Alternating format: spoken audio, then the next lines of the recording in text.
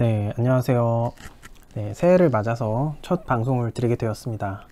지금 드리는 의학정보 방송은요, 제가 평소에 여러 매체를 통해서 어차피 보게 되는 의학 정보들 중에 좀 의미가 있고 추가적인 해석의 여지가 있는 것들을 중심으로 단순히 그냥 정보만 드리는 게 아니라 이에 대한 제 나름의 의견과 생각할 거리들을 좀 자유롭게 나눠보는 그런 형식으로 한번 진행해 보려고 시도하게 되었어요. 세상에 굉장히 많은 의학 정보가 있잖아요, 요즘. 근데 이게 그냥 맥락 그대로, 그냥 문맥 그대로 이해하면 좀 안 되는 경우들이 되게 많고, 추가적인 해석을 요하는 경우가 많고, 좀 나름 있는 그대로 제목만 본다거나 특히 제목에 낚이지 말고 좀 정보를 가려봐야 될 때가 있어요. 그래서 그런 것들도 있기도 하고, 또 추가적인 설명이 필요한 것도 있고, 더 응용할 수 있는 게 있는데 기사에 드러나지 않는 것도 있고, 그래서 아예 그런 것들을 그냥 제가 보는 김에 같이 얘기 드리는, 정보도 전달 드리고 이야기도 드리는 그런 시간을 한번 가져보려고 합니다. 오늘 전달 드릴 내용은 그래서 보다시피 코로나 감염 후 중증으로 이완되지 않기 위해서 초기 대응이 중요하다라는 내용인데, 이게 최근에 연구 보도가 된 게 있어요. 근데 그걸 중심으로 또 제가 최근에 또 경험한 일이 있고, 그 경험한 사례랑, 그리고 실제 우리가 어떻게 또 이런 때 이거를 실제적으로 적용할 때는 이런 연구를 이용해서 실제적으로 어떻게 대응을 하면 될지, 그런 거를 대략적인 저의 생각과 노하우를 전달드리는 시간을 가져보려고 합니다. 바로 이제 정보부터 먼저 드릴게요. 먼저 이 언론 보도된 뉴스 한번 같이 읽어보시면 좋을 것 같은데, 이게 지난주에 사실 제가 방송을 드리려고 했는데 지난주에 못하고 이번 주에 이제 한 해를 넘기고 이렇게 방송 드리게 됐어요. 12월 17일 날 사실 연구는 나온 논문인데, 언론 보도는 국내는 12월 21일 날 좀 여러 언론사를 통해서 보도가 되었고, 오늘 가져온 건 중앙일보에 나온 기사를 특별히 가져왔어요. 중앙일보 기사가 좀 그림도 좋고 하더라고요. 보면은 제목이 코로나에 똑같이 걸렸는데 경증, 중증, 가른 결정적 차이가 있다. 그거에 대한 이제 연구가 나왔다라는 보도였어요. 보시면 중요한 내용만 보시면은 결국은 인간과 비슷한 면역 반응을 보이도록 유전자 조작을 한 생쥐를 대상으로 쥐실험이었어요. 사실은 마우스 모델 실험이었는데 코로나에 걸리게 하고 실험을 한 건데, 실제 이 모델은 인간하고 유사하게 ACE2라고 하는 수용체도 인간과 똑같이 가질 수 있고, 코로나가 그래서 감염되었을 때 인간하고 유사하게 나타날 수 있는 여러 가지 모델링을 한 특수한 쥐고요. 이 생쥐의 코에 이제 코로나 감염을 시키니까 감염된 생쥐들에서 폐 손상을 비롯해 여러 가지 비슷한 중증 코로나 환자와 비슷한 증상이 나타났다라는 거죠. 그리고 이렇게 이제 동물 모델을 통해서 연구를 해보니까 연구팀이 결과를 냈는데, 그 코로나19를 가볍게 앓고 끝내려면 감염 초기에 강한 면역 반응이 꼭 필요하다라는 결론을 내렸다. 그러니까 감염 초기가 중요하고 초기에 면역을 통해서 이겨내야 된다. 감염 초기 면역이 중요하다는 거죠. 그래서 제가 초기 대응이 중요하다라고 제목에 썼던 거고요. 근데 반대로 감염 후반에는 별로 이런 면역 반응이 크게 효과를 나타내지 못하고, 오히려 이 면역 반응이 너무 강하면 생명이 위협하거나 위중증으로 진행할 가능성이 커졌다라고 나와요. 그리고 이제 치료제로 나오는 거, 치료제 사용에 대한 추가 연구가 두 가지가 나와 있는데, 일단 단일 클론 항체 치료 같은 경우에도 감염 직후에 투여했을 때만, 초반에만 효과가 있고 감염 후반에는 증상을 개선하지 못했다. 같은 맥락이죠. 감염 초기에 면역 반응이 있어야지 되는 거고, 후반에는 별로 소용없다라는 거고, 당연히 그렇다 보니까 항체 치료제, 면역 치료죠. 이것도 항체 치료는 감염 직후 초기에만 효과가 있고 후반에는 면역이 중요한 게 아니다.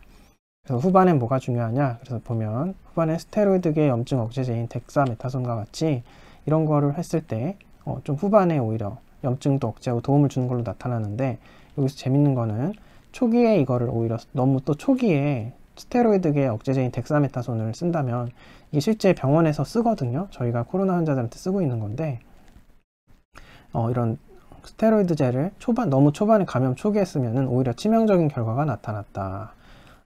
바이러스 퇴치에 꼭 필요한 초기 면역 반응을 덱사메타손이 억제했기 때문이다. 이렇게 나와요. 그래서 맨 마지막에는 이 방송 끝까지 보시면 제가 궁금하신 분들 계실까봐 그냥 아예 논문도 가지고 왔거든요. 논문 같이 보시면 얘기가 나오는데, 실제로 이 스테로이드제를 초기에 너무 일찍 투여하니까 그냥 쥐가 죽어버리는, 거의 죽을 정도로 비실비실해지는 그런 상태가 나타납니다. 그러니까 결국은 초기가 중요하고 이런 스테로이드 치료 같은 건 오히려 후반에 중요하고, 그러니까 초기에 잡아야 된다는 거예요. 결론은. 그래서 이렇습니다. 기사 말미에도 똑같은 얘기가 나오는데 네, 어떻게 보면 진짜 정말 상식적인 이야기인 거예요. 저희가 감기에 걸렸을 때도 초반에 잡아야 되잖아요. 초반에 못 잡으면 이게 그냥 무조건 뭐 약을 써도 일주일, 약을 안 써도 7일 아프다 이렇게 농담으로 얘기할 정도로, 네, 감기도 그렇고 뭐 당연히 바이러스가 몸에 들어왔을 때 처음에 얘네가 자기 복제를 해가지고 개체수도 많아지고 감염 구역이 넓어지고 이러면은 잡기가 어려워지는 거, 단순히 면역력만 가지고 이기기에는 너무 일이 커지는 거고, 최대한 군단이 적을 때, 바이러스 개체수가 적을 때, 그리고 깊이 안 들어왔을 때, 그 초반에 잡으면 당연히 후유증도 적고 좋겠죠. 그러니까 코로나도 마찬가지다. 그래서 감염되었을 때 초기에 잡아야 된다. 이게 사실 제일 중요한 것 같아요. 그리고 이거를 근데 이게 정말 당연한 이야기인데 많은 분들이 여기서 이 연구에서 제시하고 있는 거에 대해서 많은 분들이 오해하고 있거나 아예 간과하고 있거나 잘못하고 있는 경우가 의외로 되게 많은 것 같아요. 그래서 그런 얘기들을 한번 해볼까 해요. 네, 일단 제가 새해 첫날에 저는 장례식장을 다녀왔어요. 근데 처음으로 제가 코로나로 돌아가신 분의 장례식을 갔다 왔는데, 네, 그분 같은 경우도 저도 코로나 환자가 돌아가신 경우는 처음이라서 좀 놀랐는데, 얘기를 들어보니까 너무 안타깝더라고요. 그러니까 이분이 백신도 맞으셨고 부스터샷까지 맞으신 상태로 평소에도 엄청 튼튼하시던 분이었는데 70대 분이셨어요. 근데 이분이 처음에 감염 후에 처음에는 무증상이었고 거의 증상이 없으셔서 거의 3일을 집에서 계시면서 초기에 특별히 이렇게 뭐 적극적인 치료나 이런 거를 안 하셨던 것 같아요. 그렇게 3일을 보내시다가 갑자기 호흡이 좀 힘들어지시면서 숨이 가빠지셔서 이제 119를 통해서 응급차를 통해서 병원으로 이송되신 건데, 이미 사실 폐렴으로 진행되더라도 그렇게 연세가 있거나 나이가 있으시면 특히나 무증상으로도 있을 수 있거든요. 무증상 폐렴도 있을 수 있으니까 가급적 감기 기운이 있든 뭐가 있든 느낌이 아무리 무증상이어도 조금이라도 있었을 거예요. 그래서 조금 몸이 불편할 때 적극적으로 대응을 했어야 되는데 그렇게 이미 3일을 초기 3일을 늦은 상태로 적극적 치료를 못하고 늦춘 상태로 이제 응급차를 타고 가셨는데, 거기서 또 병원에서 하필 한 2, 3주 전쯤 왜 하루 확진자 막 7,000명씩 나오고 병원에 중증 환자 병실이 모자라고 해서 입원도 못하고 이랬던 어려운 시기가 있잖아요. 근데 그 시기였던 것 같아요. 그래서 병원에 도착을 하셨는데 병원에서 당장 병실이 안 나서 입원을 못 하시고 추가로 또 이틀을 119 구급차에서 주무셨다 그러더라고요. 근데 그 환자분이 그때 되게 춥다고 많이 하셨대요. 근데 저희가 생각을 해보세요. 감기에 걸려도 그냥 단순하게 이거는 의학적인 게 아니라 그냥 누구나 상식적으로 생각을 해도요.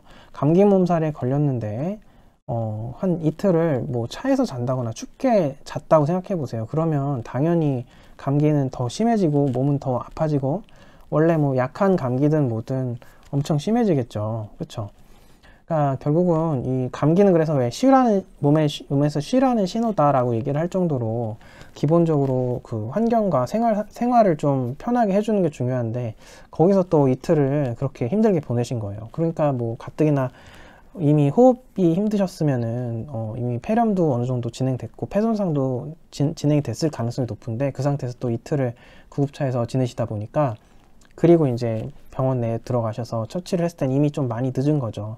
그렇게 한 2주 정도 이제 치료를 받고 나오셨는데, 방금 소개해드렸던 연구에서 나온 쥐들처럼 정말 깡 마른 상태로 정말 뼈밖에 안 남고 그렇게 나오셨다고 해요. 가족들 얘기로는 그렇게 나오셔가지고, 또 시기상 뭐 코로나 치료는 2주 이상은 안 된다네요. 코로나로 입원하는 게. 그렇게 해서 뭐 일반 응급실로 가셨다나 하여튼 중증 치료실로 가셔서 추가 치료를 며칠 받으시다가 결국은 그렇게 돌아가셨다고 하는데, 이 경우도 뭐 이게 오미크론에 감염되신 건 아닐 것 같은데, 왜냐면 오늘 보니까 뉴스가 오미크론 첫 사망자 나왔다고 하는데 90세라 그러더라고요. 그러니까 제가 본 그분 같은 경우 오미크론은 아니었겠죠. 뭐 어쨌든 그게 어떤 거든 간에 초기가 진짜 중요한데 초기에 좀 진압을 못한 게 너무 아쉽다. 아무리 본인이 건강하다 하더라도 아무리 건강한 사람이어도 감기에 걸렸는데 도리어 막 더 추운 데서 고생을 한다거나 이러면은 그거를 버틸 사람이 누가 있겠어요, 사실은. 그쵸?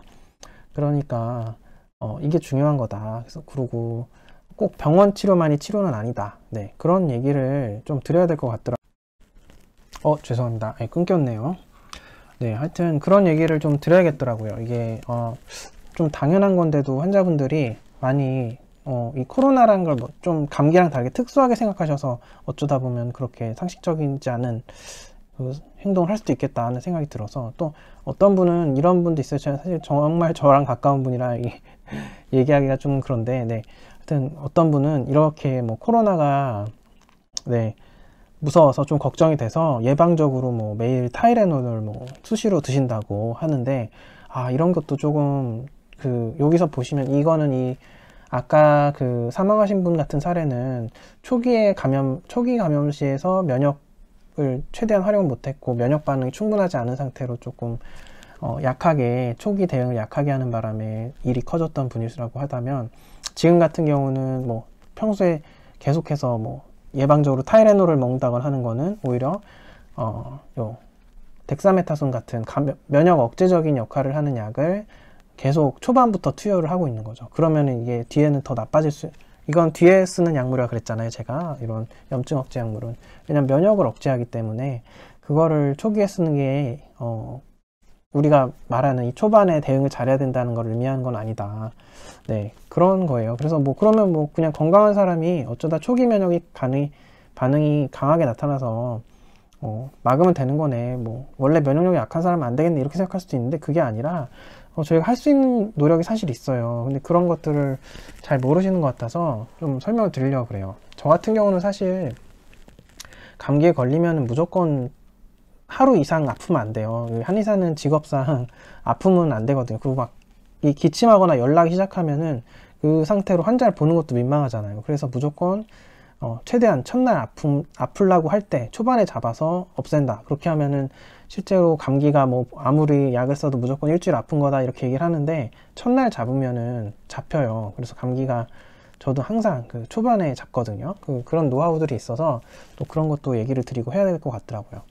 그래서 먼저 설명을 드리면요, 감기약이라는 게 우리가 일반적으로 이제 병원에서 타는 감기약이요. 그리고 종합감기약이든 이런 감기약이라는 것들은 물론 항생제나 이런 좀 직접적인 치료 효과를 기대하고 내는 것들도 있지만, 바이러스의 항바이러스제와 항생제는 좀 개념이 다른 건데, 이상하게 감기에 근데 항생제가 좀 들을 때가 있는 것 같긴 해요, 임상적으로. 우리나라 막 항생제 과다 사용이라 문제라고는 하지만 그런 게 있으니까 의사 선생님들이 쓰겠죠. 그걸 써야지 효과가 좋아서 환자들이 좀 빨리 낫고 이러니까. 근데 그것도 사실 문제가 있죠. 그러면서 더 이제 항생제 내성균도 자꾸 많아지고, 우리나라가 또 워낙 항생제 너무 과잉 처방으로 유명한 나라잖아요. 강물에도 계속 항생제가 많이 강물 성분에도 나올 정도라고 하니까 그것도 문제인데, 어쨌든 그 항생제를 제외하고는 대부분 이런 감기약이라는 게 이런 거예요. 그냥 감기약을 이런 실제 기전에 따른 명명을 해보면 프로스타글란딘 생성 억제제, 콕스2 억제제, 기침중 추 억제제, 히스타민 분부 억제제, 비강내 혈관 수축제. 보세요. 이 억제제, 수축제. 이게 감기약이에요. 감기 증상을 억제하는 거예요, 한마디로. 그러니까 감기를 치료하는 게 아니라, 내 몸에 들어온 감기를 면역 반응을 좋게 해주거나 이런 게 아니라, 우리 몸에서 감기를 이기려고 바이러스랑 싸우든 균하고 싸우면 과정에서 나타나는 정상적인 면역 반응에서 나타나는 게 증상이거든요. 열이 난다거나, 열이 날 때 면역세포가 확 올라가는 거예요, 면역세포 숫자가. 근데 그런 불편한 증상들을 억제하는 게 감기약이에요. 그래서 이거를 초반에 먹으라는 게 아니에요. 감기는 그러니까 코로나가 초기 대응이 중요하니까 감기약을 초반에 써야겠다가 아니라, 초반에는 오히려 면역 반응이 확 세지게 해서 면역을 활성화해서 최대한 잘 낫게 해주는 게 좋겠다라는 거죠. 네, 그런 개념을 알고 계시면 좋고, 물론 이런 증상 억제제도 때로는 필요해요. 이게 너무 심하면, 너무 심한 고열 때문에 문제가 생긴다거나 그럴 수 있잖아요. 그리고 너무 이런 증상이 불편해서 기침이 너무 심해서 잠을 못 잔다거나 그럴 수 있으니까 그럴 때는 써야겠지만, 하여튼 전반적으로 이런 일반적인 양방에서 쓰는, 한마디로 양방 감기약은 대부분 증상 억제제다. 그래서 이거는 면역을 오히려 억제시킬 수 있으니까 초기에 쓰는 건 좋지 않다. 그래서 그래서 감기약을 초반에 쓰는 거는 오히려 별로 안 좋을 수 있겠죠. 이건 오히려 아까 연구에 따르면 후반에 써야 되는 거죠. 이런 염증을 억제해 준다거나 이런 거는. 그쵸? 증상을 억제해 주는 거는. 초기에는 오히려 강한 면역 반응을 유도하는 게 좋다. 근데 그 강한 면역 반응을 유도하는데 방법이 여러 가지잖아요. 그냥 우리가 상식적으로 아는 게 뭐 아무리 뭐 고열이 위험하다 그러지만 보통은 아프면은 으슬으슬하고 오한이 나니까 따뜻한 데 들어가지, 누가 뭐 열이 올랄까 걱정해서 뭐 찬물로 들어갑니까? 그쵸? 감기에 걸리면 보통 다 의사 선생님들도 그럴 거예요. 그냥 따뜻한 데서 몸 녹이잖아요. 그래서 일단 몸을 따뜻하게 하는 게 중요하죠. 물론 그렇다고 고열로 가서는 안 되고, 그래서 최대한 그 열이 나는 걸 또 도와주는 것도 방법이기 때문에 따뜻한 차를 계속 마신다거나 하는 방법이 있을 수 있어요, 실제로. 네, 일단 그래서 초기에 몸을 따뜻하게 하라는 걸 얘기를 드리는 거고, 물론 고열로 나는 것만 조심하면서, 그리고 이런 천연 물질들 중에서, 이게 지금 사실 워낙 예민한 상황이라 코로나에 이런 얘기를 하는 것 자체가 항상 워낙 공격을 많이 당하고 해서 제가 말을 못해서 그렇지, 사실은 저 같은 경우는 감기 걸리면은 한의사가 된 이후로는 이런 약을 먹어본 적이 없어요. 이런 증상 억제제를. 그런데도 보통 하루 안에 제가 낫는다 그랬잖아요. 저는 보통은 뭐 한약제제를 쓰기도 하지만, 물론 아니면은 그냥 음식에 있는 걸로 쓰기도 하고 차를 이용하기도 하고 해서 그렇게 낫거든요. 네, 그런 방법들이 있어요. 충분히 쓸 수 있는 것들이 있기 때문에 몸을 따뜻하게 하고, 그리고 땀을 흘리고 이러면은, 땀을 내는 것 자체가 해열작용이잖아요. 땀이 안 나면 열이 고열로 확 올라가는데, 땀이 나는 상황에서는 몸을 따뜻하게 해도 해열할 수 있어요. 그래서 한약재나 이런 생약재 중에도 그렇고, 어떤 차류 같은 거에서도 그렇고, 몸에 땀을 나게 도와주는 것들이 있거든요. 그래서 땀나게 하는 거 도와주는 것들과 함께 체온을 올리는 거를 같이 쓰면은 또 효과를 발휘하기도 하고 그렇거든요. 그러니까 그런 개념으로 쓸 수 있는 게 많이 있다. 그래서 이런 천연물을 이용하는 감기 치료들은 보통은 이런 증상 억제제를 쓰는 이런 합성약을 이용하는 치료들하고 다르게, 그냥 그 자체로 감기로 인해 나타나는 면역 증상을 오히려 도와줘서 오히려 면역 증상이 더 활발하게 일어나게 해서, 여기 아까 연구를 통해 소개되었던 것처럼 감염 초기에 강한 면역을 유도한다. 그래서 오히려 더 중증으로 이완되는 걸 도와줄 수 있겠다. 이게 저는 이 기사를 보고 이 연구를 보니까 똑같이 코로나에도 똑같이 적용되겠다는 생각이 들어요. 저 같은 경우 그래서 처음에 제가 아스트라제네카 의료진이라 처음에 제일 먼저 아스트라제네카 백신을 맞았거든요, 작년에. 근데 1차를 맞고 정말 저희 병원 직원들이 모두 다 젊은 사람들이 많아서 그랬는지 다 뻗었어요. 저도 괜찮을 줄 알았는데 한 다음날 뻗었어요, 정말. 근데 몸살이 정말 그렇게 심한 건 처음이었는데, 그때도 저는 마찬가지로 뭐 타이레놀 같은 걸 쓰지 않고 그냥 제가 원래 평소에 감기를 처치할 때랑 똑같은, 저는 그때 이제 제가 가지고 있던 한방 보험 한약들을 이용해서 치료를 했는데, 그래서 그 하루 한 3번 정도 땀을 쭉 빼고 했더니 그날 한 오후쯤 점심 넘어서 확 괜찮아지더라고요. 그리고 이제 완전히 괜찮아져서 생활을 했는데, 그런 식으로 쓸 수 있는 게 되게 많아요. 그래서 꼭 한약제제가 아니라도 여러분의 주변에 있는 향이 나는 채소들, 방향성 채소들은 특히나 거의 다 천연의 감기약들이 많거든요. 예를 들어 생강, 뭐 마늘, 무, 그리고 또 뭐 있을까요? 배 같은 것도 좋아요. 기관지에는 또 뭐 도라지도 있을 거고, 인삼, 수삼 이런 것도 뭐 감기로 충분히 면역 증강제로서 효과를 할 수 있는 게 있고, 뭐가 있을까요? 뭐 차로는 카모마일 차 이런 것도 되게 좋아요. 그거는 좀 안정시키면서 그 자율신경 반응도 조절하면서 또 치료의 면역력에도 개선도 도와주고, 그러니까 항바이러스나 항균 효과도 기대할 수 있고, 뭐 카모마일 차 이런 것도 좋고, 페퍼민트, 박하차 이런 것도, 그런 건 좀 폐기관지 쪽으로 작용할 수 있는 게 있고, 이런 것들을 계속 수시로 마셔준다거나 하는 게 굉장히 생각보다 엄청나게 도움을 줄 수 있어요. 물론 뜨거운 물 마시는 것 자체도 도움이 되는데, 이런 차류를 이용하면은 굉장히 도움이 돼요. 저는 경험을 너무 많이 해가지고, 네, 그런 식으로 저는 실제로 그래서 뭐 밖에서 뭐 사람을 만날 일이 있었는데 좀 멋을 부리고 다니다가 추운 겨울에 너무 얇게 입고 다녀서 이제 감기 기운이 좀 올라 그런다. 그러면은 이제 바로 그 감기 기운이 올 것 같은 그 초기 증상이 있으면 바로 이제 당장, 그때는 제가 약이 없잖아요. 그러면 제가 얼른 근처에 찻집을 찾아서 커피숍이나 들어가요. 그래서 저는 주로 이제 몸살이 있을 때 제가 오는 형태가 약간 그 몸살기로 많이 오는데, 그러면 이제 카모마일 차를 일단 주문을 하죠. 그래서 카모마일 차를 따뜻한 물에 해서 거의 뭐 그날 계속 마셔요. 그렇게 마셔가지고, 근데 이 마시는 것도 이런 걸 어떤 식으로 활용하냐 하면요.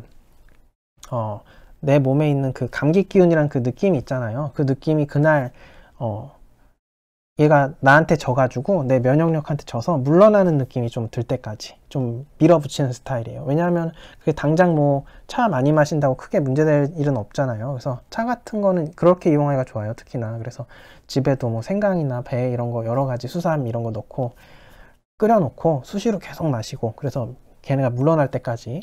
그리고 좀 더 세다 하면은 이제 한방에서 나오는 그런 약들, 감기약들을 많이 쓰는데, 이 한방 감기약들은 여러분이 잘 안 써보셔서 모를지 모르겠지만 이게 보험되는 예제들이 되게 많아요. 그래서 보험되는 감기약들을 잘 이렇게 조합해서 나한테 맞게 쓰면 그게 또 엄청나게 효과가 있거든요.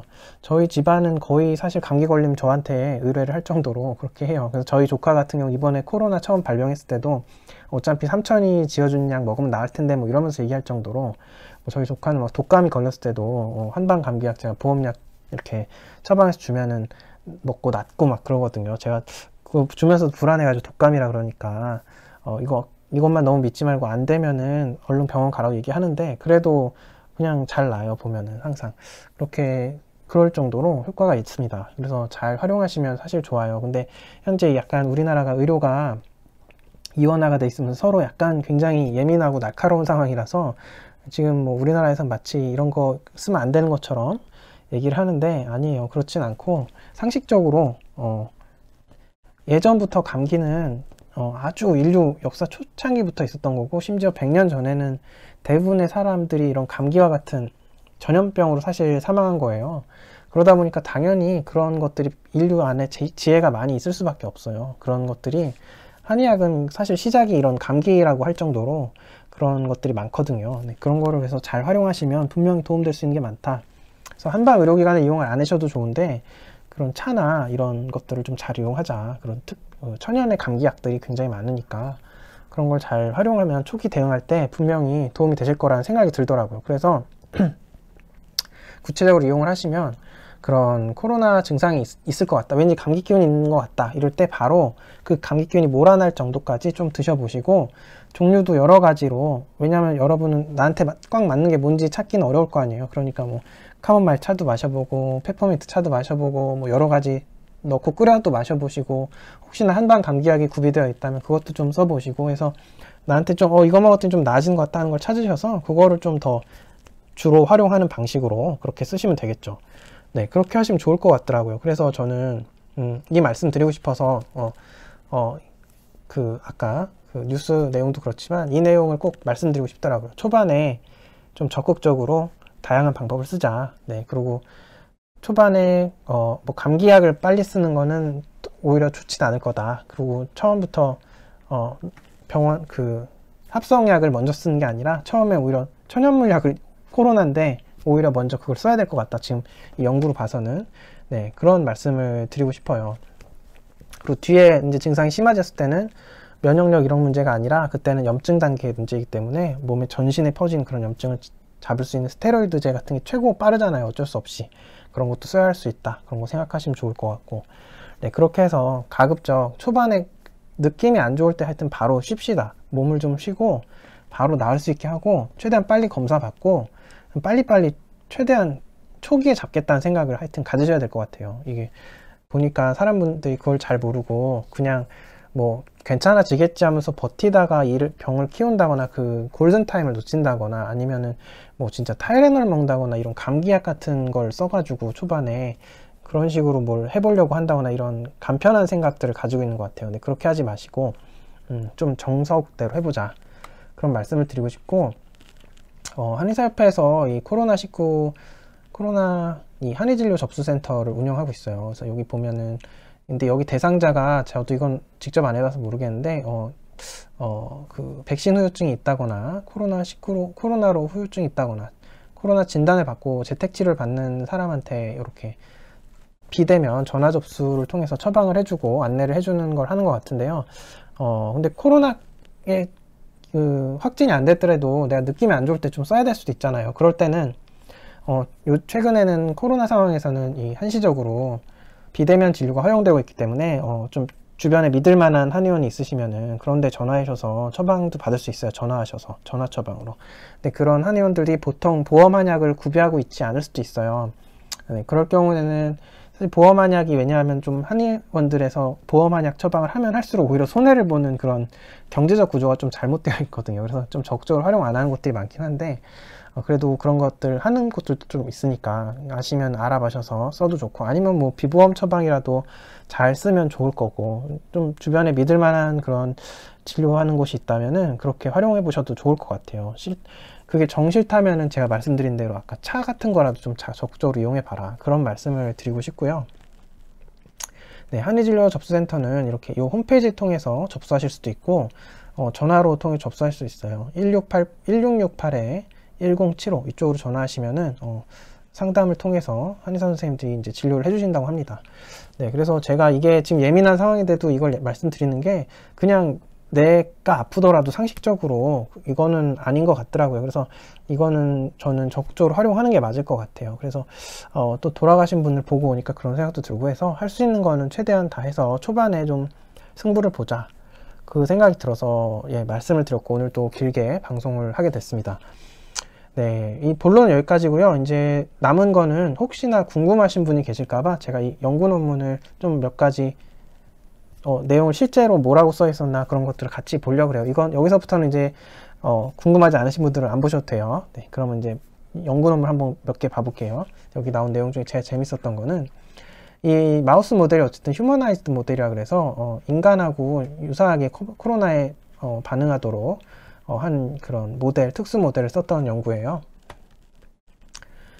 네, 보시면, 근데 이제 제가 관심 있게 봤던 게 이 항체 치료예요. 항체 치료가 보면, 여기서 보면, 네, 같은 얘기인데요. 사실은 항체 치료가 초반에 썼을 땐 효과가 좋은데 뒤에서는 효과가 없었고, 덱사메타손을 썼더니 효과가 오히려 후반부에 쓰면 괜찮은데 초반에 쓰니까 오히려 죽을 지경이 되더라.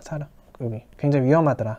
카타스트로픽이라 그러죠. 굉장히 위험한 비극적인 상황이 나타나더라 라고 여기 제시가 되어 있어요. 그래서 구체적으로 어느 정도 간격에 얘네가 넣긴 일어나 했더니, 물론 쥐라서 사람하고는 좀 다르겠지만 항체 치료 같은 경우는 감염된 지 11시간 만에 넣었을 때 좀 효과를 보더라고. 그 안에 넣었을 때 효과를 보더라, 이렇게 얘기를 하고 있어요. 굉장히 초반이죠. 극초반에 효과를 본 거고, 이 35시간만 지나도, 이틀이 안 됐죠, 최애. 근데 이때부터는 효과가 안 나온 거예요. 그 35시간 지났을 때는 항체 치료를 했는데도 그냥 치료 안 한 거나 똑같은, 효과가 안 나는 그런 결과가 나왔습니다. 그래서 이번에 저희 이제 뭐 치료제 개발됐다고 막 하는데, 그것도 사실 그 치료제 개발 그 연구 내용도 살펴보면은 뭐 100% 치료하는 것도 아니고 막 조금 완화되고 이런 정도거든요. 근데 그 치료제도 문제가 이렇게 초반에 써야 되는 거예요. 근데 저희가 벌써 코로나 확진 그 진단 검사 받고 느낌이 안 좋아서 진단을 받으러 가서 검사를 받는 데까지만 해도 시간을 꽤 많이 허비하잖아요. 그럼 그 시간에, 그러면 그때까지 치료제 이거 나올 때까지 기다리고 아무것도 안 할 거냐는 거예요. 그게 아니잖아요. 그래서 제가 이렇게 자가요법으로 할 수 있는 거라도 쓰자는 거예요. 그렇게 알아보시면은 좋겠다. 그래서 초반에 적극적으로 대응을 해야 되거든요. 그래서 그런 말씀을 드리는 거예요. 이게 시간이 이 실험에서 물론 쥐지만 굉장히 생각보다 시간이 짧았다. 그리고 요거는 덱사메타손 같은 경우는 초기에 감염된 지 3일 만에 썼더니 이건 7일, 이건 뒤 후반부에 쓴 거군요. 죄송합니다. 네, 이게 초기군요. 네, 이거 초기에 쓴 것부터 볼게요. 저 감염된 지 3일 만에 썼거든요. 3일 동안. 그랬더니 이게 엄청나게 심해져가지고 쥐들이 거의 뭐 죽을 둥 말 둥 이런 상태로, 깡 마른 상태로 살도 쪽 빠져서 그렇게 됐대요. 제가 그 이번에 장례식장 그 환자분도 마지막에 그렇게 그냥 알아볼 수 없을 정도로 사람이 그렇게 되셨다고 그러더라고요. 가족분들이 깡 말라서 뼈밖에 안 남아서. 네, 진짜 그러니까 뭐 그게 뭐 덱사메타손 때문에 꼭 스테로이드 때문에 그런 건 절대 아니겠지만, 그만큼 그렇게 좀 급박하게 갈 수도 있나 봐요. 그러니까 이것도 조심해야 되는 게 있는 거죠. 3일 만에 초반에 이런 거 좋다고 뭐 타이레놀 막 너무 초반부터 먹고 이런 거 안 좋죠. 타이레놀도 마찬가지예요. 면역 억제 기전을 하는 거예요. 결국은 증상 억제하는 이유로. 그래서 그러다 보니까 백신 맞고 타이레놀 너무 막 쓰지 말라고 권장되지 않다고 얘기하잖아요. 그럴 정도니까. 네, 그렇습니다. 증상 억제제는 그래서 좀 조심해야 되는데, 그런데 후반부에는 아니다. 후반부에는 오히려 이게 7일, 감염된 지 7일 후에 또 3일 동안 썼을 때는 덱사를 썼더니 얘네들이 빠르게 회복이 되더라. 라피들리 아주 빠르게 회복되더라. 이렇게 얘기가 나오고 있어요. 그러니까 여기서 이 연구에서도 이렇게 나왔다라는 걸 이제 볼 수 있고, 저도 이제 많은 생각을 하게 되더라고요. 그래서 가급적이면은 사실은 저는 이제 제가 한의사라서 그런 게 아니라 그냥 상식적으로 생각해도 좀 요런 거를 같이 협진을 하든 어떻게 좀 적극적으로 다양한 방법으로, 어차피 명확한 치료제가 없는 상황에서는 좀 위험하지 않은 선에서 좀 잘 활용하면 좋겠다 생각이 들고, 뭐 그게 꼭 의료적으로 그렇지 않다, 의료 상황이 어렵든 뭐 그게 현실이 뭐가 중요합니까? 저희가 당장 낫는 게 중요하죠. 그러니까 환자분들은, 저는 제 가족이라면요 절대 그렇게 뭐 병원에서 뭐 처치가 될 때까지 뭐 며칠 동안 기다리고 시간 끌고 뭐 구급차에 자고 그러지 않을 것 같아요. 적극적으로요 스스로를 지키시고 초반에 무조건 낫는다, 초반에 잡는다는 생각으로 좀 임해주세요. 그리고 결국은 고령자에서 위험해지는 것도 그렇고, 결국 내 몸이 약할 때 그런 일이 벌어지는 거니까 너무 무리하지 말고 항상 컨디션 관리를 항상 좀 신경 써야 되는 그런 시기인 것 같습니다. 특히나 사람들 많은 곳에 가야 하거나 그럴 때는, 특히나 감염의 위험이 있을 때는 좀 더 건강 관리를 잘 하시고 그렇게 지내시면서 가급적 이제 뭐 거의 오미크론을 통해서 끝물이라는 얘기도 많이 하는데, 가급적 안전하게 이 코로나 상황을 다 지나가실 수 있었으면 좋겠습니다. 네, 여기까지 하겠습니다. 감사합니다.